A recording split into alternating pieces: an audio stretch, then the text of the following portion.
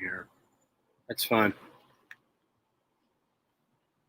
What's going on, guys? This is Matt Merenoff. Today's a special edition. Today's my anniversary with my wife, MaryEllen, and I wanted to have her on today's show today because without her, I can't do what I do, obviously, with my company. She's always been behind me, full force, and my quest in trying to help others. Even now? Even now, she's still behind me. So, guys, I want to have Mary on today because a couple different things. Most people have heard the story from me. If you were at our Short Sale Bootcamp Expo last year, you would have actually heard her on stage talk a little bit about the fact that she actually lost her childhood home to foreclosure. So foreclosure can really affect anybody at any given time. So I wanted to have Mary on today and tell a little bit about her story, what she went through as a child being away at school. And yes, my wife she's an ex-supermodel. So as you can see, she's very pretty. So without further ado, Mary. So I'm not as public as Matt, so that's why I'm hiding far away from the camera. And I know you're all thinking what a lucky person I am because Matt chose our anniversary to do this. Surprise! This is my present. No, I'm happy to support him in doing this. Though I probably should have gotten Botox or a mask or something beforehand. I'll just hide back here. What do you want me to talk about? I guess, getting that phone call, it was 2:30 in the morning, right? You got a phone call from your mom, which is normal because most people have conversations at 2:30 in the morning. Basically, tell the viewers actually, what went through your head when the phone rang. Well, I was in college, and it was just that, we were losing our house.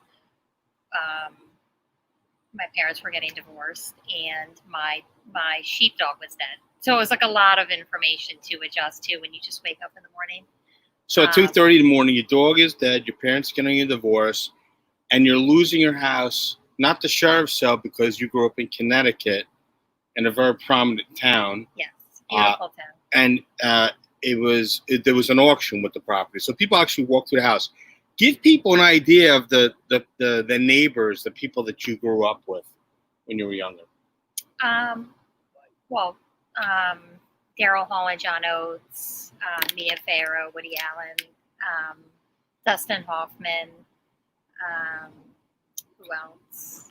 So you grew up in a really shitty town, basically. Yeah, Mike Nichols, who was married to Diane Sawyer. We went to school with their son, Max Nichols. Beautiful town in Connecticut. This didn't happen back then. Like the word foreclosure was, you became like the laughing stock of the town if you lost your house. What else? So basically, back then, when you hear the word foreclosure, you think, oh my God, this person has no money, this person has no life. They shouldn't be in the property. But really, this can happen to anybody. So the fact that, it happened to you. So obviously, you cheer me on behind the scenes and you see the nonsense that goes on with sellers and banks and everything. Well, I was talking to a nurse yesterday that works in Bergen County. She doesn't live in Bergen County, but she works in Bergen County, and she was saying that where she lives is not, and these are her words, these are not mine, that she lives in an area that's not as affluent as Bergen County. And she's sure that, foreclosures and things like that don't happen in Bergen County because everybody has a lot of money here, and they would never lose their house. And I told her that she would be surprised. Like there's no face, there's no, there's no occupation that's safe from this, I should say.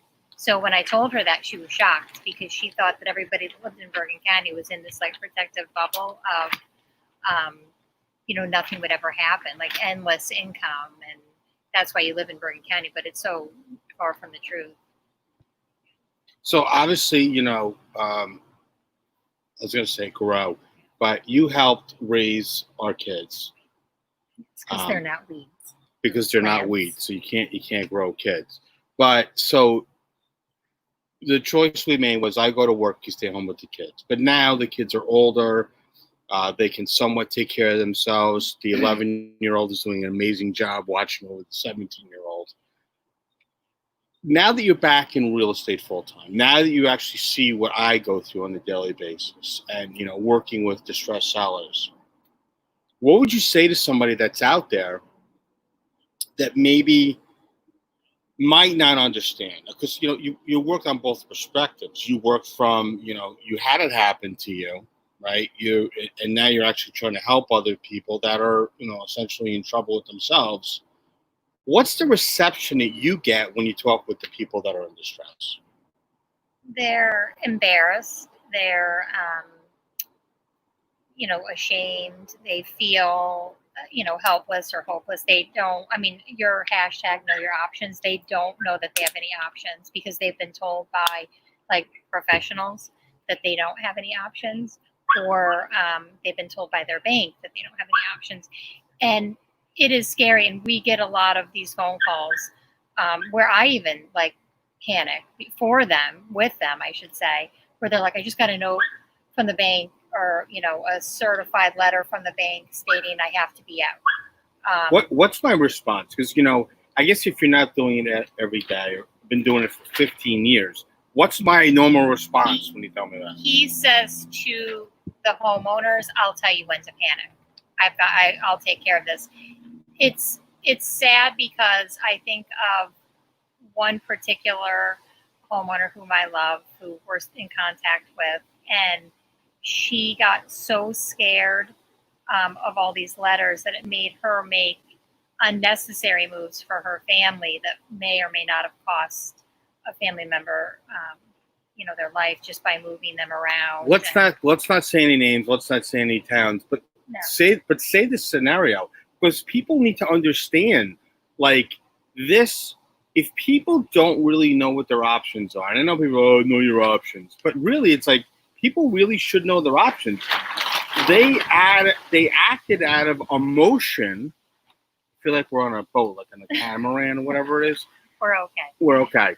When, they're acting out of emotion because they don't understand. I think it's the bank likes to send very scary letters. I saw some of them to homeowners, and they say, you have to be out by this week. We're going to come and we're going to, which happened to us. They years ago, they take your things. They and then you do have to be out, but it's not like that anymore. Well, no, your state is absolutely like that. Connecticut is absolutely. That's an auction state. So it's different than a sheriff's sale. So they actually auction off the house. They auction off, like you're physically in. I mean, you shouldn't stay in the house, but it's like you're watching your life completely disappear from you. Yeah. So we, not to harp on this, but we, my brothers and sisters and I have very few things from our childhood because there's only so much you could save. I was at college. So, my kids are like, Mom, do you have cool matchboxes? And, what do you have from your childhood? I'm like, really nothing. Well, you have Snoopy. I have Snoopy. I have a Holly Hobby doll. I do have very few things, which is probably good because otherwise I'd be like hoarding all my stuff from childhood. But I really have. Hashtag our garage. Yeah, you could see our garage. People that know us know that I don't need anything else here. So you're probably happy that I don't have anything else. Pretty much. But no, it was like everything was just either thrown into a dumpster or, the neighbors came like, little flies and started picking through our things, which I was surprised about. But, I have a lot of memories and I have some special things. But anyway, back to New Jersey people, they do get very scared and they don't know their options. And you guys hear about it, I'm sure, on the news where they resort to very troubling scenarios because they think that their life is over or and there are so many other options available to them. And I mean, this is why I like doing this. It's time consuming, and there's a spider. Just have to get it, otherwise I'll run away. It's time consuming, but at the end of the day, I've met some really, really nice people. One couple in particular whom I fell in love with during this process, and I just wish they had met Matt a year earlier. It's funny. So I was introduced through somebody, and my first encounter with the husband and wife, he was kind of like whatever, and you could just tell the woman just needed a hug. So I went in and I just, being who I am, I give her a hug. She started crying in my arms, and that's sad. You feel bad for people like that are misled or misguided. The other thing was, which I thought was kind of weird, is the homeowner had Googled short sales.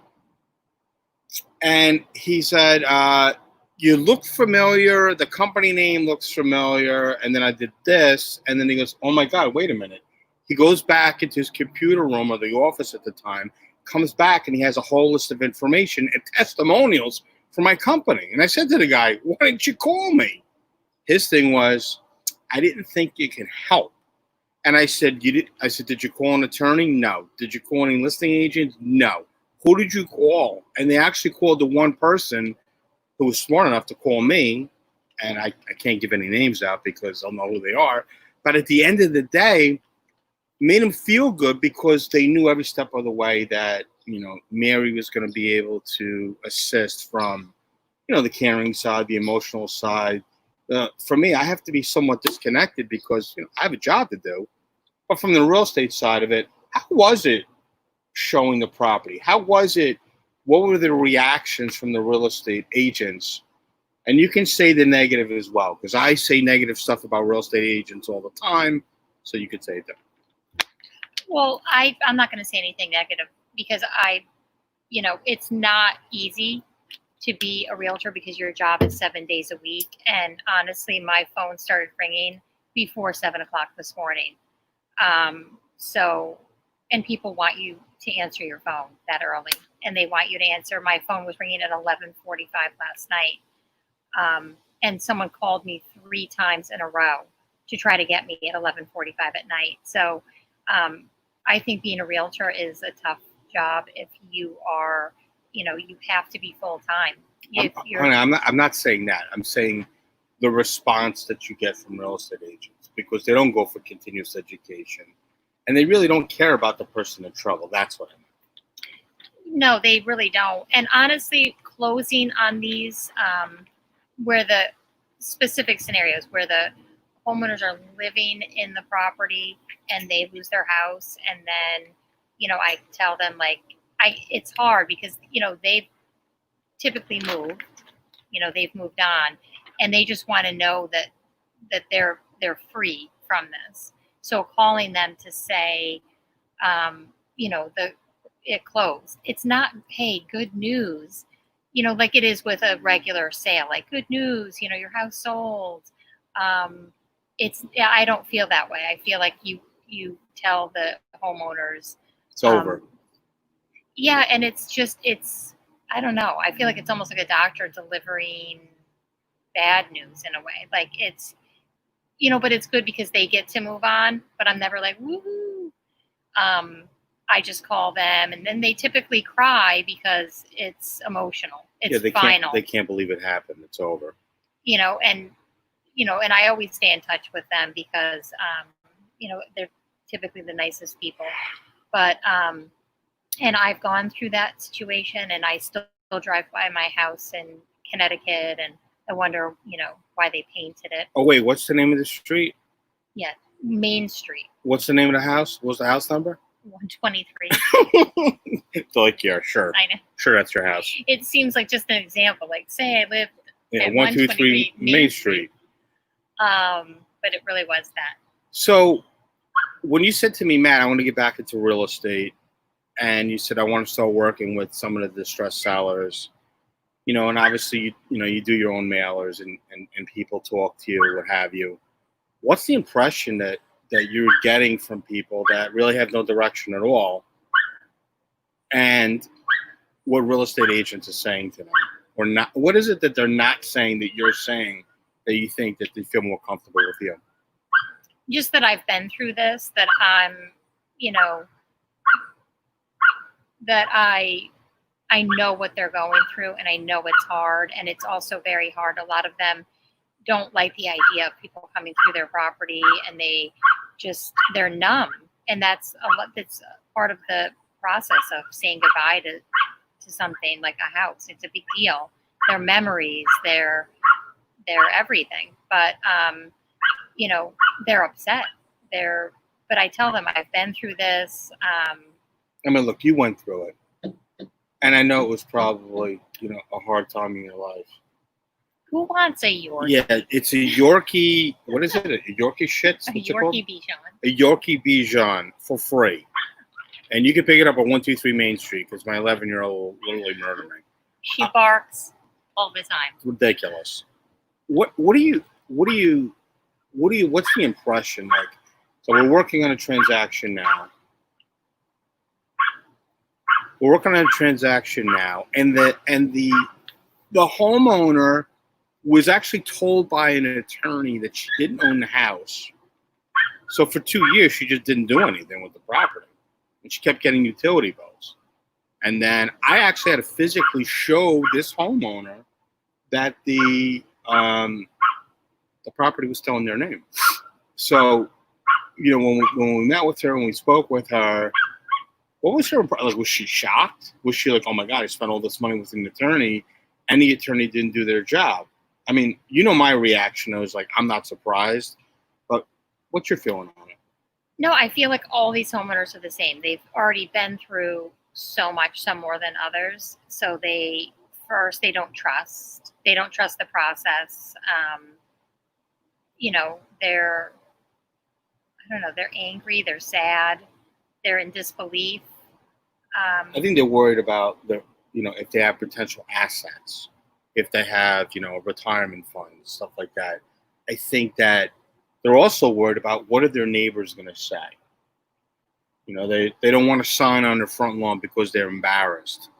I tell them that the embarrassing part would be is if the house actually got foreclosed on, and you were in the property, and the sheriff's department came to your house and knocked on your front door, gave you 15 minutes to pick up your belongings and get out, with actually having an actual truck out front, and that stuff is actually going to go to a storage unit because you bury your head in the sand. So I look at things a little bit differently, but from a perspective of somebody who actually lost their house. We got a tornado today.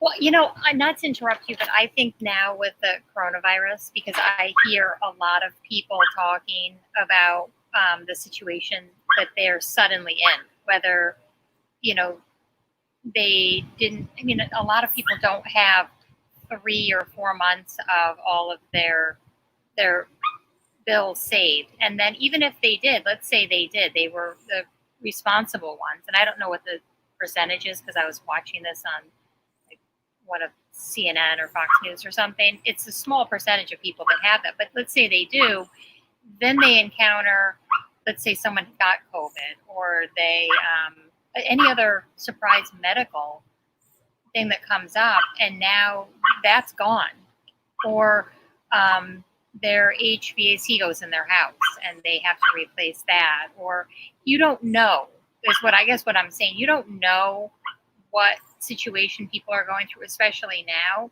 So it's not a time to, judge people or point fingers or, oh, I can't believe they're in this situation. Anyone could be in this situation because we don't know what the economy is going to do. You don't know if you're going to have your job. You don't know. We don't even know if this is going to be a relapse in this whole thing with the coronavirus. Apparently nobody took it serious, or they thought it was a joke, or they thought it was a government hoax. Allegedly, going to the beaches, they're out to dinner, they don't have, masks on or whatever it is, like when they're walking around outside the restaurants or the shore, the boardwalks. I think people are going to be in for another rude awakening if, God forbid, we get a shutdown in September. No, I believe you're right, and I think that if Real Estate Recovery Group can help as many people as possible, that's fantastic. Right. I get a lot of emails, texts, phone calls from agents because they don't know how to, they don't know what the short sale process is. They don't know what the phrase an approved short sale is. They don't know. So it's like a teaching moment for people that are even making offers on these properties. Just so to educate them before they tell their potential buyers the wrong thing. What do you say to somebody that calls you up and gives you an offer that's $100,000 less on a property and basically says, hey, let me know when it's approved and we'll close? Like, that's scary that somebody actually has a real estate license and they don't actually understand how the real process works. Or one of the transactions that we worked on, we got about, I think, 22 offers on the house. And out of the 22 offers, it's almost comical because these people say that they're professionals. Nothing signed, no proof of funds. One agent said, and I think he said, when it's approved, then we'll give you the proof of funds and we'll sign off on the contract. Right. And we'll do our inspections. It's like, did people even read, the MLS sheet? Tell them about the other day with the agent that literally blew up your phone and was so mad at you because, they couldn't get in. They didn't understand the scheduled times, or it wasn't convenient for them. No, this agent was upset. I guess at the end of the day, the agent was upset because she didn't realize that a short sale had issues with the house. So she thought this was just a great big house at a discounted price. Let's be realistic. She probably saw the town, saw the bedroom count, and just saw an outside photo and said, hey, this is great. The price is amazing. Let me get in it. But they didn't read the actual listing agreement. And what did the agent say to you? How did she accuse you? Oh, that the description was not in the MLS at the time. But the MLS, obviously, I fully disclose everything about the property in the MLS listing. But then she did later confer that, she just didn't read the description, and that, nobody would be in, quote unquote, I'm phrasing, like paraphrase, but she said that nobody would be interested in a property with issues. But that's the essence of a short sale. So I'm not really sure what people are reading and what they're not reading, and I can't help what people read or what they don't read. I guess all realtors need to do their own due diligence for their clients before showing them these listings. So I heard the conversation in the background. She put on speakerphone because I could hear the lady yelling at her. She was so upset, so disappointed that the house had so many issues with it. But not once did I hear this agent actually say, I am so sorry that I did not read the listing agreement. It was like she was so hell-bent on not being wrong for her client.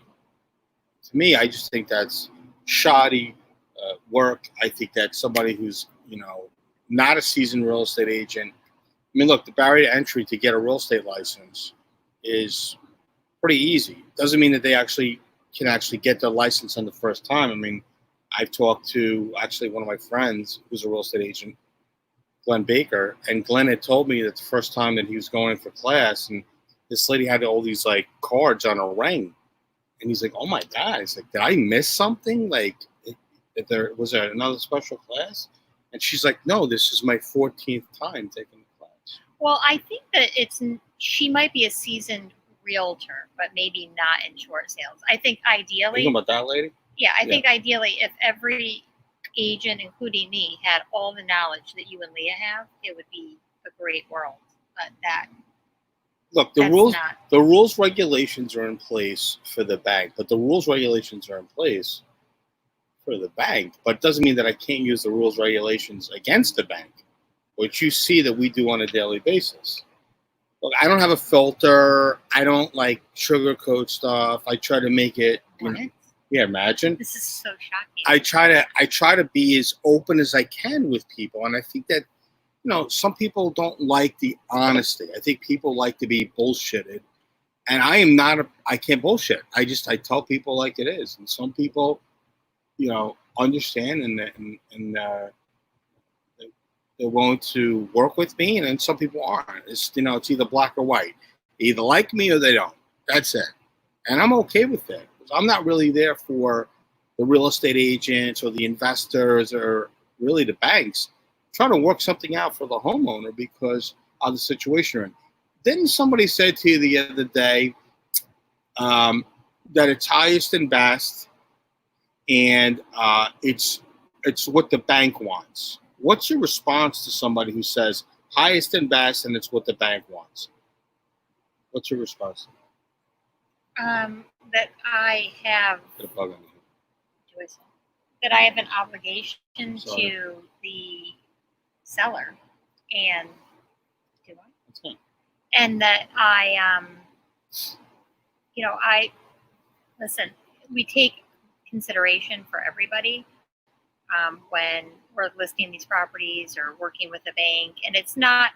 I think people think that the term "spank the bank" for real estate recovery group means that like it's real estate recovery against the bank, but that's not it. Like it's real estate recovery group working with these homeowners who don't know they have options. Right.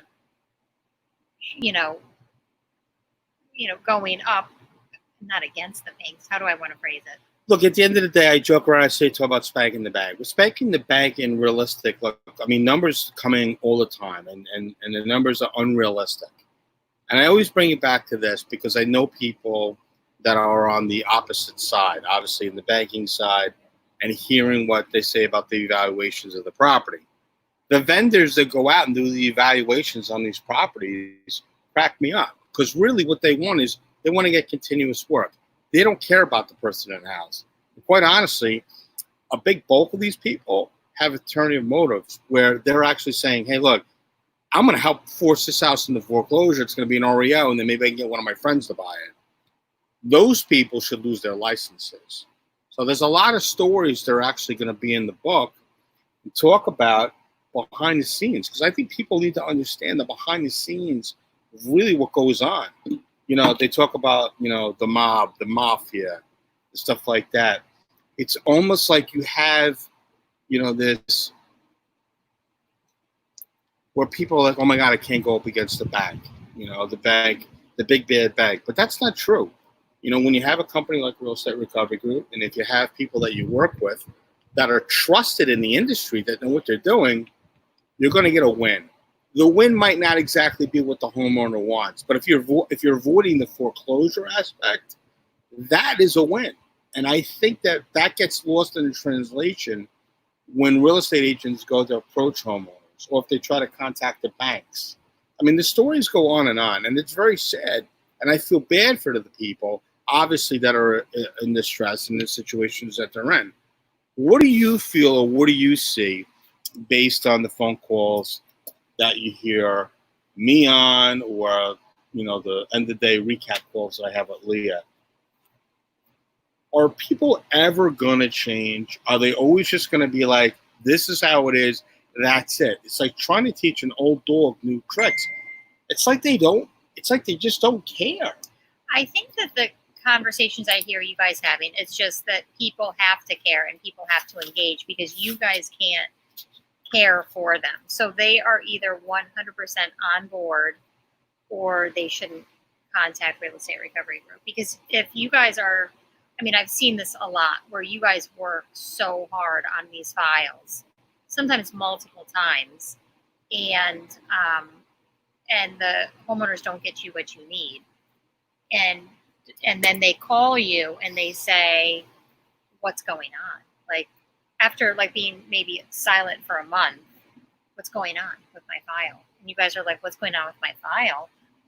We didn't know where you went. Like, you haven't responded to emails. They go ghost. Yeah, they go dark. Right. And so if that's what's going to happen, or if someone fights you guys on the process, then it's not going to happen. I particularly wouldn't fight you guys on it because so much about, more than we could ever know, you and Leah, about the process. So if you guys say something has to be, then it has to be. Like, it has to be that way. And why wait, an hour later fighting you guys on it to get you the documents? So there's a lot of people that are know-it-alls, Right. that are in this industry, and they're like, well, I'm short sale certified. Well, short sale certified to me really just means that if I'm on a deserted island and you're with me, and God forbid I need toilet paper, I'm going to use that document basically to clean myself. I'm cleaning it up because my wife is next to me. I know you appreciate that. At the end of the day, people need to understand those classes to me are worthless. And I would love to be invited in by any MLS to come in and actually restructure these classes. I've heard from many individuals, attorneys, realtors, title companies. It's very basic stuff. They're not diving deep. And that's okay. They don't have to dive deep. But how about letting somebody walk out of there with an actual piece of paper that means something, that they walked away with some type of common sense and understanding what the true value of doing a short sale is, understanding what you need to do to get a transaction complete. Okay, so I just got a text, and this is an important thing that I do have to say. And believe me, I think a realtor's job is difficult, especially when you have kids and it's the summer. But if you text me on a listing and it starts out with, it's not fair, What is it that's not fair? So it's not fair that this particular realtor is away on vacation. And I guess from what this realtor already knows, there's a sale date on a property coming up.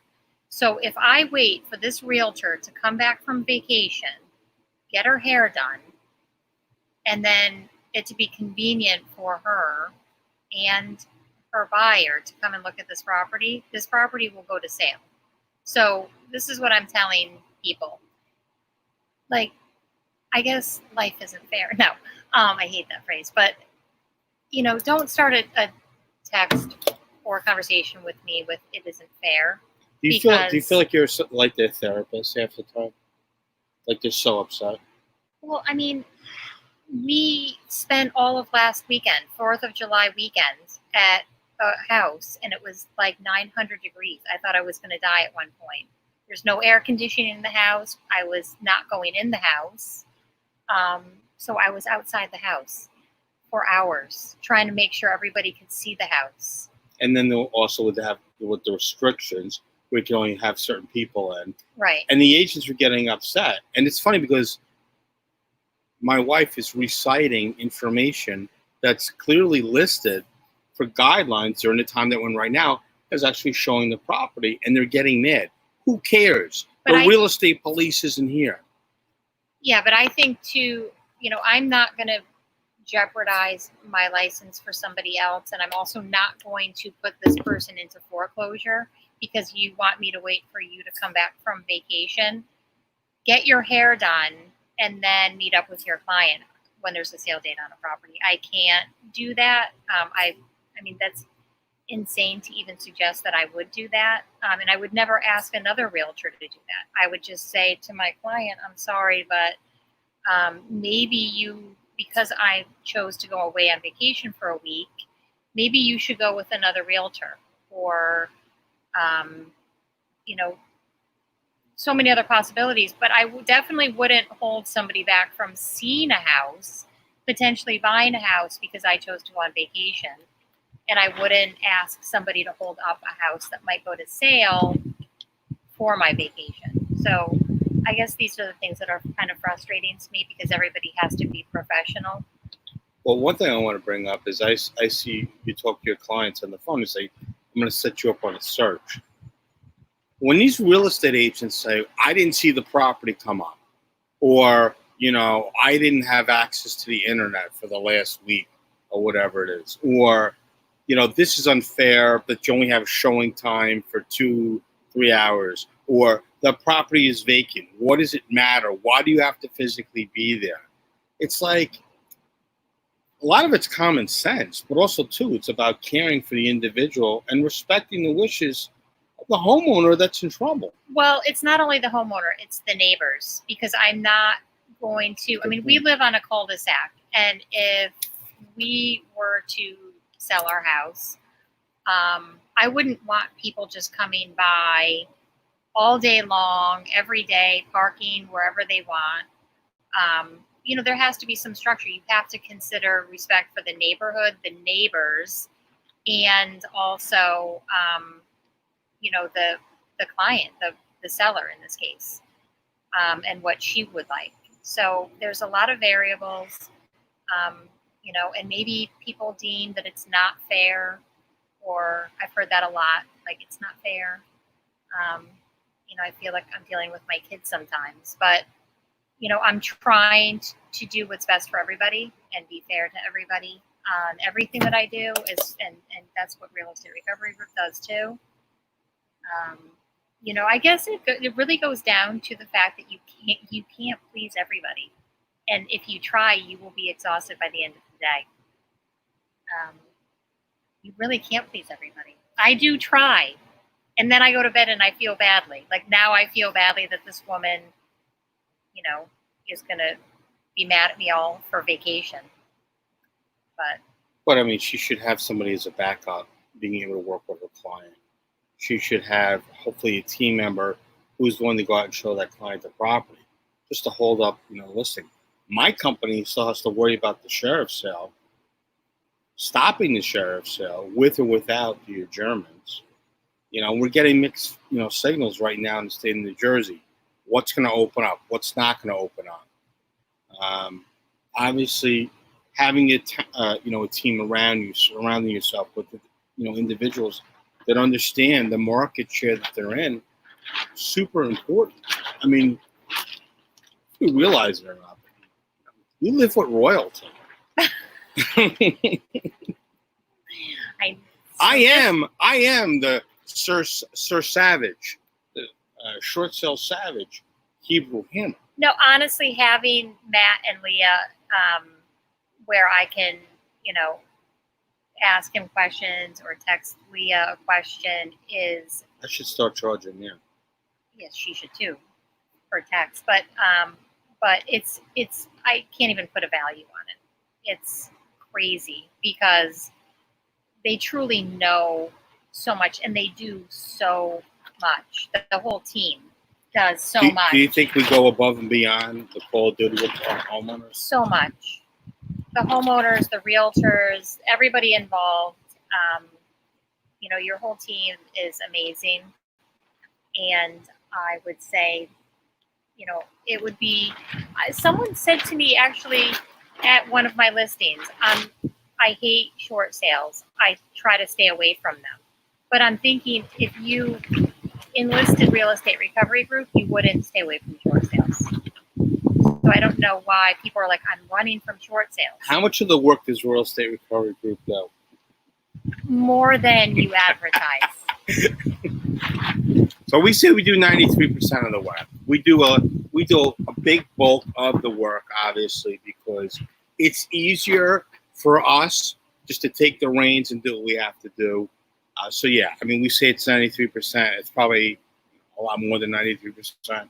But at the end of the day, like, it's easier for us to have everybody follow us. And then, when you get an attorney that doesn't want to fall in line and they don't want to follow the protocol and they get upset and they get their feathers ruffled because, they're like, you're not an attorney. You can't tell me what to do. Actually, I can tell you what to do. And we've actually had where our clients have actually fired their attorneys because they're not following the program, and everybody has to be on the same page. And that's why I tell people from the beginning, if everybody's not on the same page, we're either going to get involved or we're going to make some really hard decisions on who we're getting rid of, and that's going to be the end of it. So I tell people, check your email, check your text messages, check your voicemail, check your instant messages on whatever accounts that you have. Real Estate Recovery Group covers their butt with everything that we send out. So when an attorney says something, you're not doing something or something wasn't done properly or whatever it is. Really? So are we going to audit the account? Because we can audit it. So it gets frustrating because why do we even have to go through all that nonsense? Oh, right. Just the people. Why do people have to fight? It's like at the end of the day, it's not about you. It's not about me. It's not about the attorney, title companies, real estate people, whatever. It's about the person who's in trouble with their house and about the person who wants to purchase the property. I think you have to consider whether it's a realtor, an investor realtor, or whoever it is, you have to consider, especially the people that are still living in their house, what they're going through.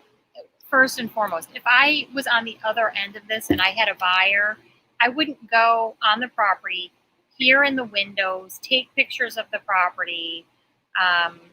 We did have that on another listing with an older woman living there, where people were like trying to climb in the windows at night. They were all around the property, so every time the woman looked out the window, there was somebody there looking in. And these are agents that were with their clients, and I think that that's a shame that you would do that to somebody that is in the situation. I think everybody has to be respectful of someone going through this. They didn't purposely get themselves into the situation, and nobody has said, "Oh, woo, I'm going to do this. This is a great decision for my future." And I just think everybody has to be kind and professional. How do you pronounce his name? I don't know. Marui? Marui, can you hear us now? Hello? I can't hear you guys. You have a question. Can you hear us now? What's his last name? Ajar? For a jar? For a jar. Can you hear us for a jar? I guess not.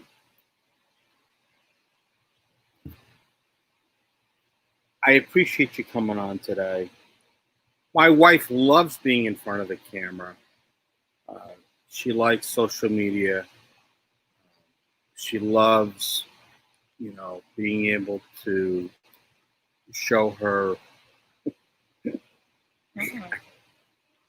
My wife hates being in front of the camera. So this is the first thing I've actually asked for in 19 years. Yeah, I was reflecting back this morning. I was sick to my stomach, so I was reflecting back I went to a neurologist because I wake up with migraines every day.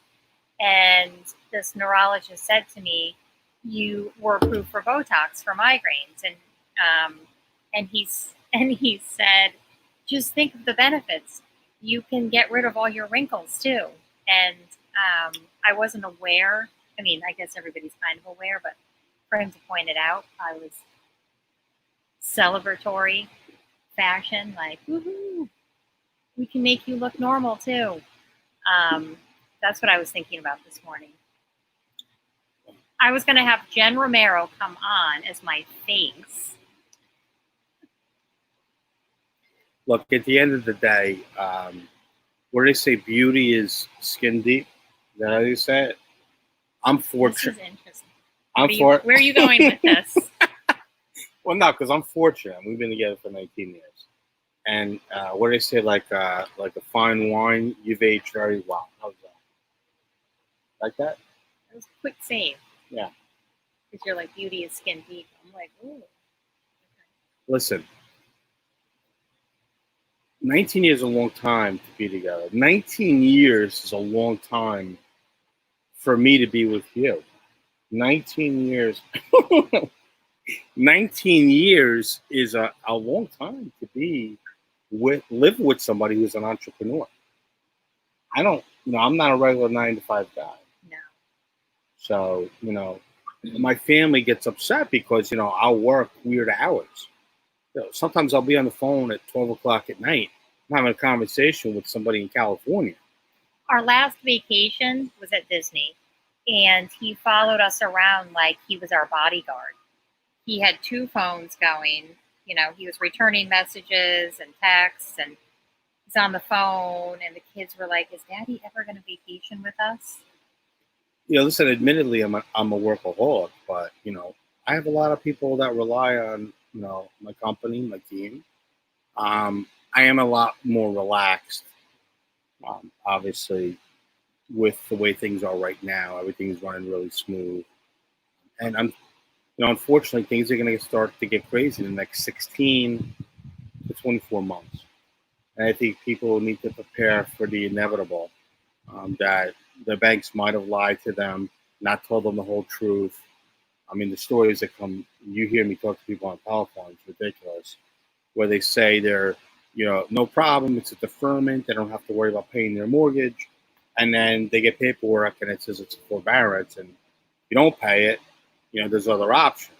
But I think what the government's not covering and they're not talking about is the fact that what if they've already been through a program before? What if they're not qualified for any other, you know, additional programs that might have been available before? I don't know if the government's going to step it up or not and try to help people that obviously that are currently right now, I'm considered in critical condition. So, you know, if you know somebody that wants to know their options, not necessarily to get a listing, but even to talk to them, you could reach out to me. You could reach out to MaryEllen, reach out to anybody really, but at least find out. And if you need to talk to an end source, what somebody has a connection to find out from the other side, quote unquote, the dark side, you know, no worries. You could reach out. What would you say in closing, you know, as far as summing up being married to me for 19 years? Hell. No, pure hell. We've been through a lot. We have been. I didn't put it in the card this year because you said I write the same thing in every card. Literally every the same shit every year. Keep going. Just wait. You guys keep going.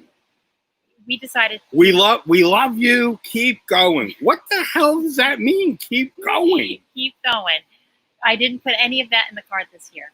Okay. Nothing like that. It was like polar opposite. Tell your idea that you had. Tell everybody the idea you had this year with the card. So I actually got this from my uncle because he's been married for 50 years. He used to write letters to his wife, and she would then write a letter back to him based on his letter. So I thought, you know what? How long did those letters go on for? And where the hell were they that they weren't together? I think he was at war. Oh, all right. That's excusable. Yeah, and then he came back. But they still wrote letters to each other. Right. And they continue to do so. Still? It's like the movie The Notebook, one of my favorite movies. You know, something to look back on. You know, if God willing, you know, we have, you know. The death? No. What? You guys heard that. You witnessed it now. You know, 30 years from now, 40 years from now, something to look back on. So I propose that we I'm lucky if I got 20 years left. That we buy one card. He writes in part of it. I write in part of it. And then we save these cards from now on. Instead of, because I've seen my cards to him in his garbage can in his office. He reads them and throws them right in the garbage can. So I thought, let's save these. And if for nothing else, our kids will have them. So he said, not going to care. So they're going to look through the card, through the envelope, shaking it, looking for money in it. So I said this, you know, as a, you know, romantic thing that we should do. And he said, I think you're just trying to save money. That was his response yesterday. That is absolutely accurate. That is correct. Right. So that.